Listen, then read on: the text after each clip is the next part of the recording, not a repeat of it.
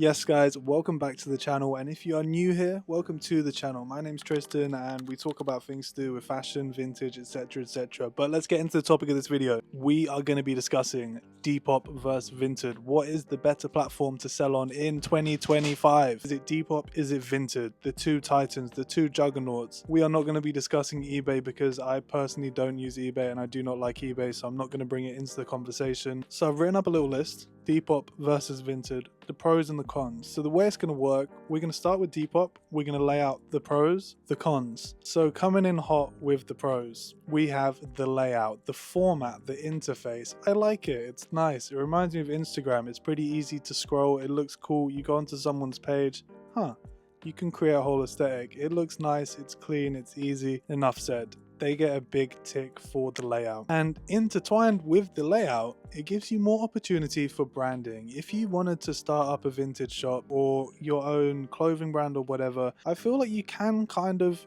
use the facilities of Depop to brand yourself, if that makes sense. It's got the opportunity there for you to do that, which I appreciate. Next up, community feel.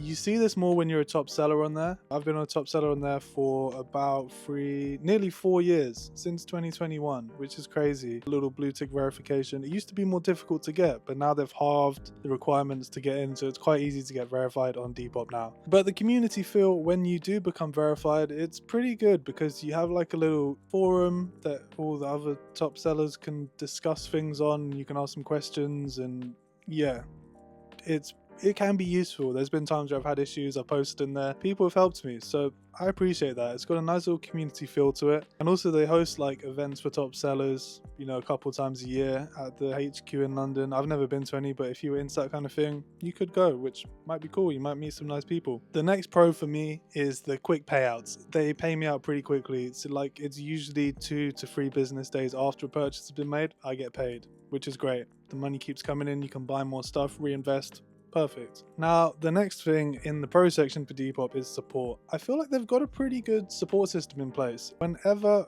I've had an issue, it's been resolved pretty quickly. You know, you're talking to a real person, you're getting good email responses, and they're pretty on it. They're quick with the replies. They sort out your stuff. Now, onto the cons of Depop, and there's a few cons. It's not a perfect place. It's not a perfect place. The first con, which is something I've kind of come to terms with recently, is that like, a lot of the buyers on there are really annoying. And I'm sorry if you've ever bought off me, this probably isn't about you, but do you know how many times I get a message that says, "Hi, have you got tracking details for this?" I already know, just from reading that message, they've just received it in the post. They've just been given it by the postman and they're trying to see if they can finesse me. If I can't provide the tracking details, they'll claim it hasn't arrived and they get refunded and I lose out. I get that multiple times a week. So by the way guys, always send it tracked, because otherwise you have no protection and people will just finesse you.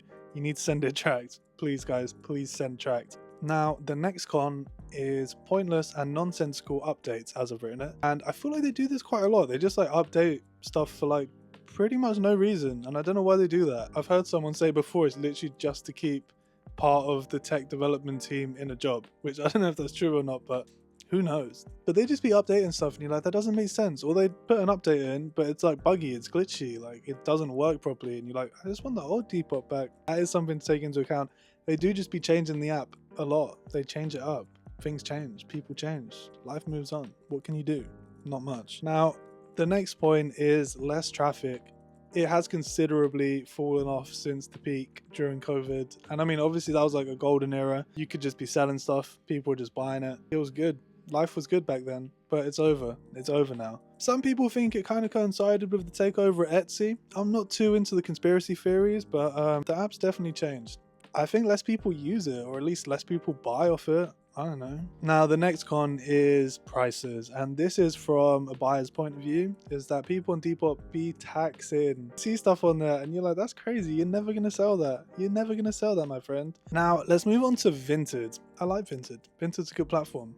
First of all, and probably most importantly, more traffic. It's got a lot more people. I feel like it's got a much bigger user base on Vinted. I think that's partially due to the advertising campaigns. Like, they've got some pretty sweet marketing campaigns happening. You know, you'd be seeing them on the TV and other various places. Like, they've got a budget. They're trying to get people on there and people are getting on there, so that's good. I think that Depop should do more of, if you ask me. But with more traffic comes a higher sell-through rate. You're just going to sell stuff quicker on Vinted, I think, and that's the fact of it. Now, next up, this is a personal experience for me, but I feel like I come across nicer buyers on Vinted. You know, the people buying off me on Vinted are usually quite funny. We have a funny little conversation, we have a chat, and yeah, sometimes I laugh, sometimes I smile. Now, next up, a big pro is the integrated shipping options. Now, they have many different courier providers, which I guess they are partnered with in some form or way, where you don't really have to do anything to do the post. They just do it all for you. You sell the item, you get a QR code,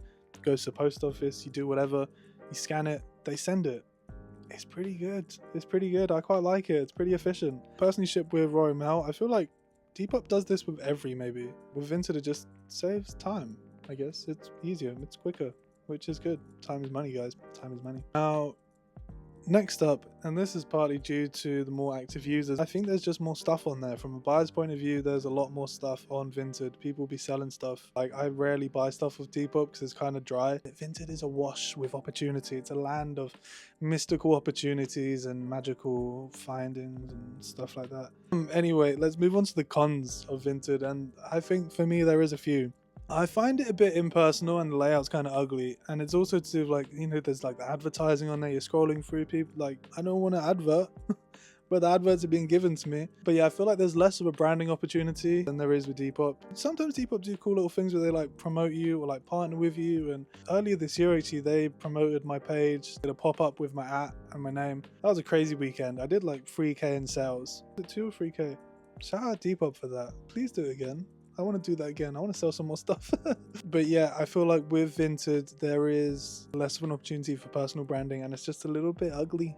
The next thing is scam accounts. Oh my god, if you've ever been searching for something on Vinted, you'll know exactly what I'm talking about. The amount of scam accounts that are there, you know, it's those usernames that look like this, and they've got like no reviews. The username is just like a bunch of letters and numbers. It's an item that's priced pretty well, like you'd probably buy it, but it's fake. You're never gonna get it. It's all a scam. This is just rampant on Vinted. There's so much of it. I don't know, they're not really actively doing much to change it, I guess, because it still seems like it's there and it's a problem. Which leads me into my next negative about Vinted, and that is the long payouts. I don't know if it's different for pro sellers and like non-pro sellers. Sorry guys, I am a pro.